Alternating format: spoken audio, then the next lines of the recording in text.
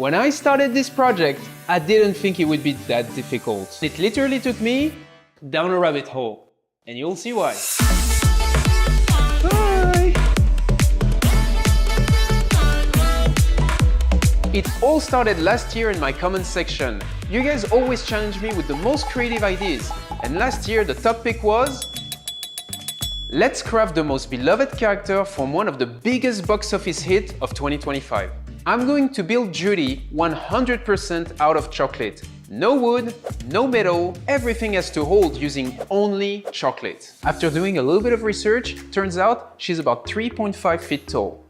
To make it perfectly proportional and scale it up, we're gonna have to measure every part of her body and do a little bit of math. Just like any piece, we're gonna start with the build. And we're gonna go from the bottom up, starting with the legs. One mistake and everything can collapse. So for the legs, I have three different options. Either I will start by casting pipes and then attach them together using melted chocolate.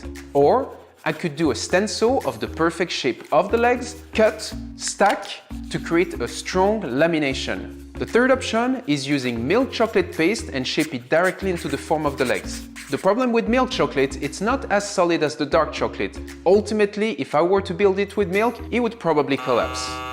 The option with the pipe is valuable, but because the ankles are so thin, I am very scared that it won't be enough to hold the entire weight of the body, and eventually collapse. The second option is the most time-consuming, but probably the safest because it will offer the most resistance. Let's go with this one. I make sure I keep everything proportionate, and I'm going to cut the shape. To make sure the piece is not too heavy, I'm also going to hollow the center of it. This will make the piece lighter and sturdier. Now that I cut the lamination, let's bring in the chocolate. We're gonna cut our stencil. Each lamination will have 3 slats. Now that we have our base, let's work on the feet. We're going to cast eggs. Now we can connect the egg to the leg. And to make sure it's strong enough, we're gonna add some milk chocolate paste. Our next step is going to soften our milk chocolate, transform the nice pistol into paste. It's gonna give us some kind of an edible Play-Doh. All we have to do is to spread it evenly and warm it up. And now the milk chocolate is soft, and I'm gonna use this to smooth out all the connection between the dark chocolate elements. I'm gonna blend everything using the milk chocolate paste and create the toes.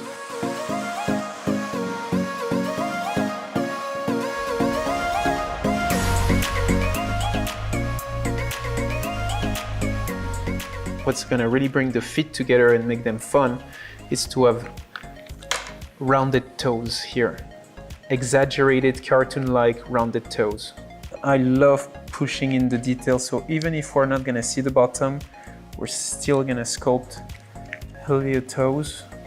Time for us to cast our glute. We're gonna use a half-sphere silicone mold and fill it with tempered chocolate. Then I'm gonna take it, refrigerate it, and then unmold it.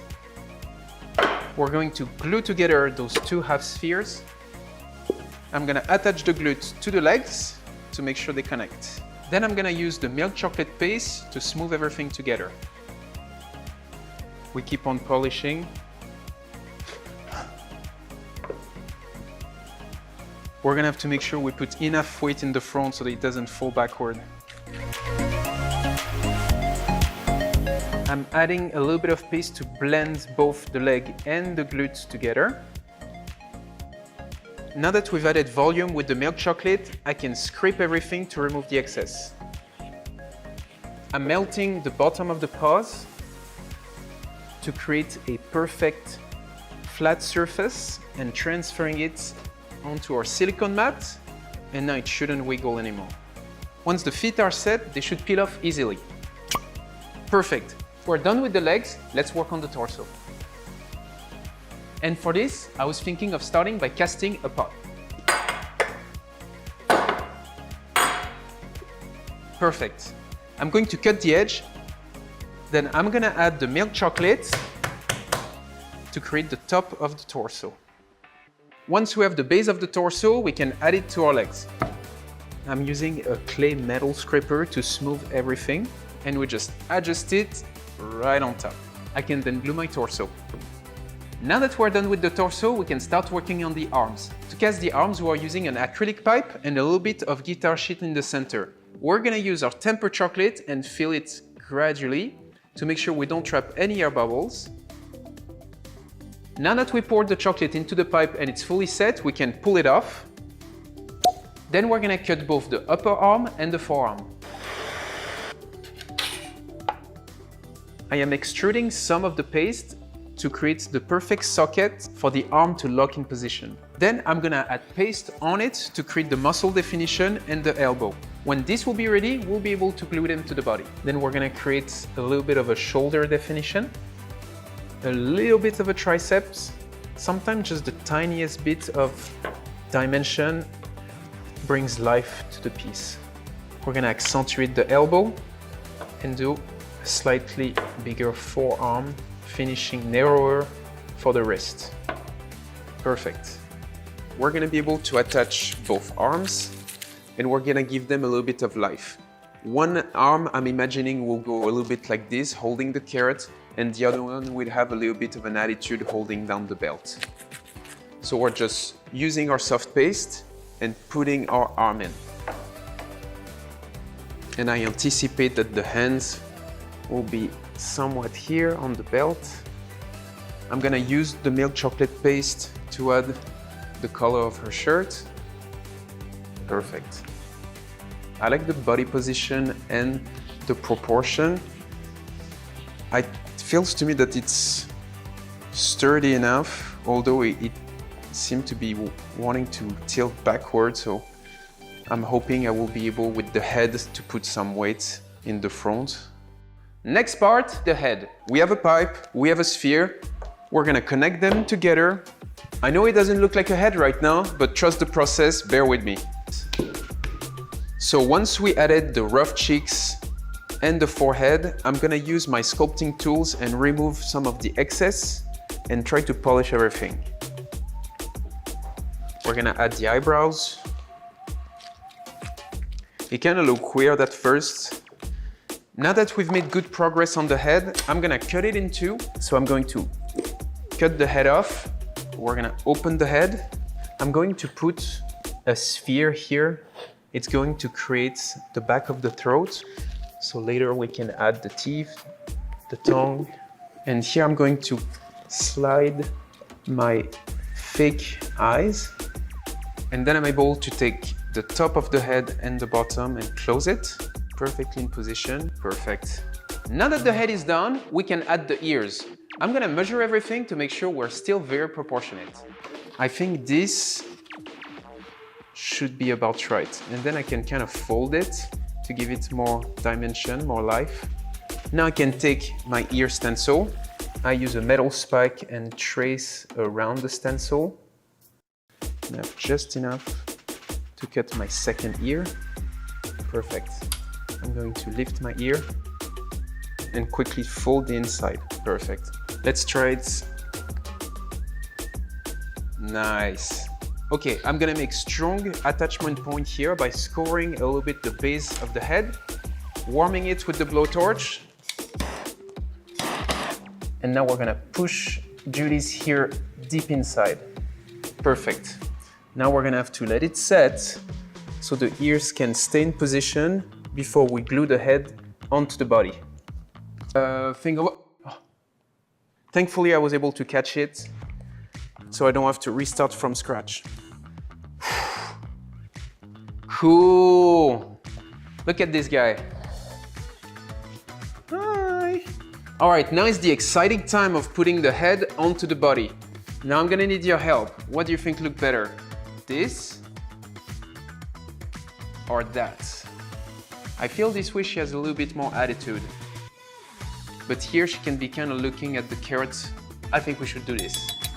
All right, now that the head is glued on, we can focus on the hands. And for this, I casted some chocolate truffle that I'm gonna put on the tip of my fingers, then dip it in cold water. This should create exactly the hand position I want. Plus I can bend my finger to give a good grip on the carrot. Put the truffle on the finger, and now we can dip it into the chocolate. This is so satisfying. And then to make it set, I'm going to dip it in cold water. Look, it's already set. So cool. Look, I can scratch the table with my new fingernails. I think I'm able to twist it off my finger right away. Perfect. I'm trimming a bit the fingers to make sure they are even, and then I'm gonna place them into our soft milk chocolate paste. All right, the 3-finger first. I'm gonna push them deep inside the milk chocolate paste, curve them towards the center a little so it can hold the pencil, and then the thumb. We're ready to glue the hand. Perfect position right here. Before we can spray, we have to make sure everything is super smooth. So I'm using a metal bowl scraper and I'm going to go all over the body, ready to be sprayed. Nice. In order for me to spray the whole body, I think it would be easier for me to cut off the hand at the wrist and then spray them separately, glue them back later. Otherwise, it's gonna be very hard to get inside the hands onto the body. So I know it kind of feels weird, but I think we're just gonna have to go and cut the hand off. Nice. All right, we're ready to spray. Let's go. So I will start by spraying the lightest color, the blue shirt. Now that the shirt is done, I'm gonna spray the pants with a darker blue. Now that I've protected every blue element, I am ready to texture the face, the hands, and the tail. This will give her a fur-like effect. Now that we're done with the texture, I'm going to spray a lighter gray and then work my way darker and darker until everything is perfectly shaded.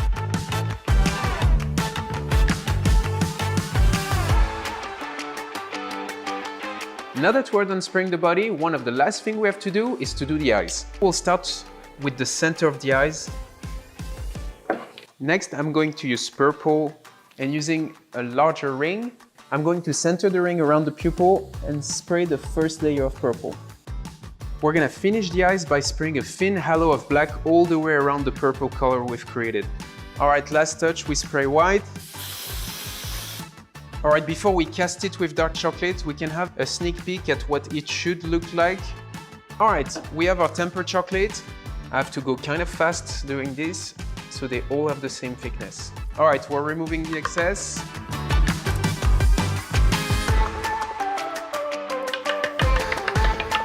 All right, 5 minutes and we can unmold. So I put a little bit of black on the eyelid. Now I can remove the eyes and then put our shiny one on. And the goal is to minimize the fingerprint. Nice. Next, to give it even more life, I'm going to give a little bit of reflection by doing one white dot between the iris and the pupil. To finish the facial features, all I have to do is to put the teeth in and create the eyebrows. I'm applying a plastic wrap and this way I can draw them on, then I will transfer them onto a piece of tape to create a stencil and apply it on Julie's head. All right, once we're ready, we're just gonna do a light shadow to make the eyebrows. I'm gonna try a technique I've never done before to create eyelashes on Julie's face. Hopefully it will work. All right, we have a frozen pipe. I made a cone of tempered chocolate. Let's go. Then I can peel them off by sliding them. Now I'm gonna use a tweezer, grab them and glue them directly onto the face. It is such a tedious work to attach those lashes one by one. This really brings life to her. Okay, now that we have the eyes and the lashes on, we can start focusing on the little detail, starting with the belt. Let's wrap it around the waist.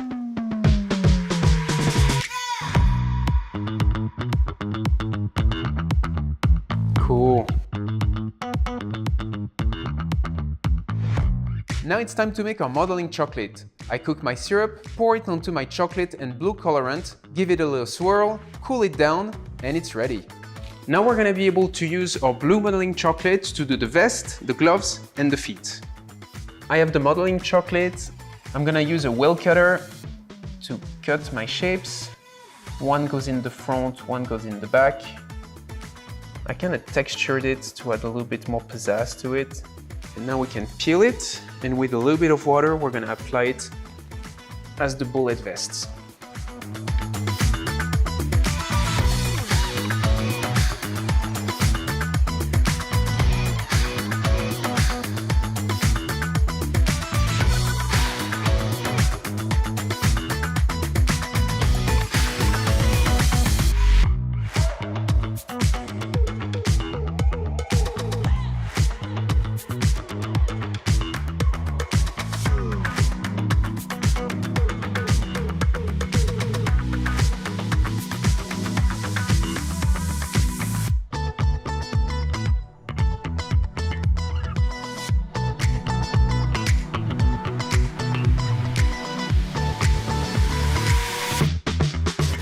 Okay, we're at the stage where we can start assembling our silver rivet onto our satchel.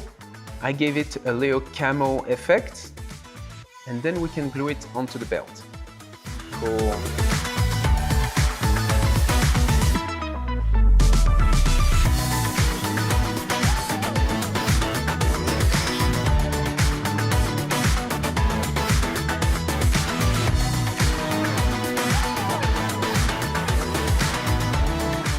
And now for the last detail, the tail. Now that Judy's finished, it's time for our second challenge, making the best carrot cake in the world. But it also have to look like her iconic recording pen, and will have to fit inside the hand without breaking the arm. When I started working on the carrot cake, multiple options came to mind. Well, what is the best carrot cake? For me, it has to be a perfect blend of spices, carrot, and sweetness. But that's not all. You still have to use texture to bring everything to life. In order to build the carrot cake looking like her pencil, first we have to draw the shape. So my first thought was to start with the shape. Here's the stem, here's the tip. And for this one, I was thinking of making the carrot cake the top of the pen, making a pineapple compote in the center, and then a shell around of cheesecake mousse. But I figured that if someone were to bite it, they wouldn't get all the texture and all the flavor at the same time. So this was not the right approach. In order to make sure people would experience it well in every bite, I thought of layering the flavor and texture horizontally by doing the sponge, then the compote, then the mousse. Unfortunately, I don't have any mold in the shape of a carrot or anything oblong like this. So I thought of a third option that may be better, building everything like a target. This way, not only will resemble a carrot when we cut it, the person eating it will experience all the flavor and texture in every bite. The cut would look something like that. The compote, the sponge, then the mousse. And to make sure the carrot will be structurally sound, but also add some crunch, we're going to dip it to create a thin layer of orange chocolate. Not only will bring crunch, but also a structural element, making it possible to fit into Judy's hand and for me to attach all the detail, which are the clips, the stem, then the tip. Let's go with this option. Obviously, carrot cake, the main ingredient has to be carrot. So we're gonna start by peeling our carrots and then use a cheese grater to grate them. Next step, we're going to combine our eggs, our sugar, and we're gonna whip it. All right, we're combining our mix with our grated carrots. Smells delicious already. Look at this color. This is rich in carrot. Okay, we pour our carrot cake mix inside our baking mat and we're going to spread it evenly, and then we're gonna take it away and bake it. Check this texture out. It's so fluffy. We're going to combine our pineapple puree, vanilla, and we're gonna add our diced pineapple, slow compote it, and this will go inside our cake. Now that the compote is cooked, I'm gonna place it inside a silicone mat. Our sponge is fully cooled off. Now we can put our frozen insert and roll it into the shape of a carrot. I should be able to get 2 carrots out of one log. Then I'll freeze it. Now that it's frozen, we can peel off the plastic and cut it in lots. Look at this ratio, compote to sponge. It looks so cool. We have our mousse ready here in our cylinder. We're taking our insert and our sponge and we're going to dip it all the way. Nice.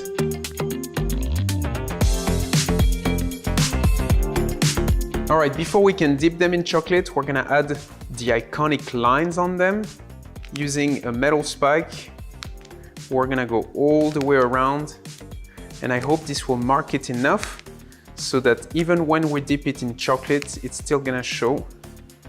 All right, we're gonna dip it.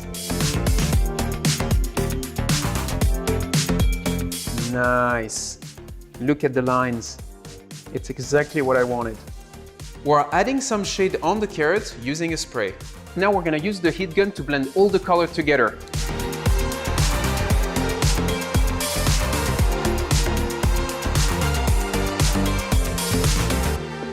I'm gonna wait for them to defrost, but in the meantime, we're gonna craft the rest of the element, the green stem and the clip. To create the top of the pencil, I'm using a silicone mold and I'm gonna cast just a little puck.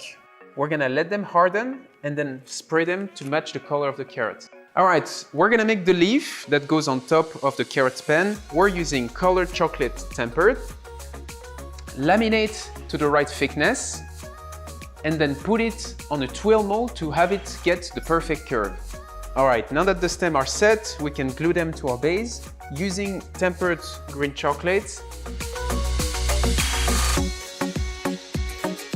All right, we're very close. All we have to do left is to twist off the skewer, melt the top, using the liquid chocolate to glue our stem. Then we can focus on the clip. Perfect.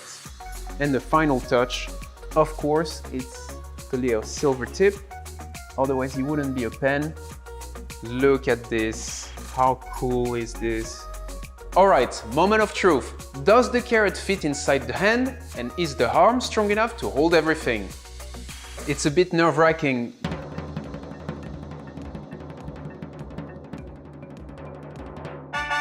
Yes, it's a good fit. This is 100% chocolate, and at the end of the day, everything is so thin, it can collapse at any time. Obviously, I had to make an extra one to taste it to make sure that this was the best carrot cake in the world. Let's try it. Wow, look at this. The pineapple blends perfectly with all the spices and the carrot. And what I love is you get a perfect ratio of each component. I love having a lot of sponge in the cake. This is definitely a carrot cake I would try again. This project turned out awesome. Let me know in the comment section below what you want to see next. All right, we're just getting started here. Be sure to watch the next video to see another amazing creation. Bye!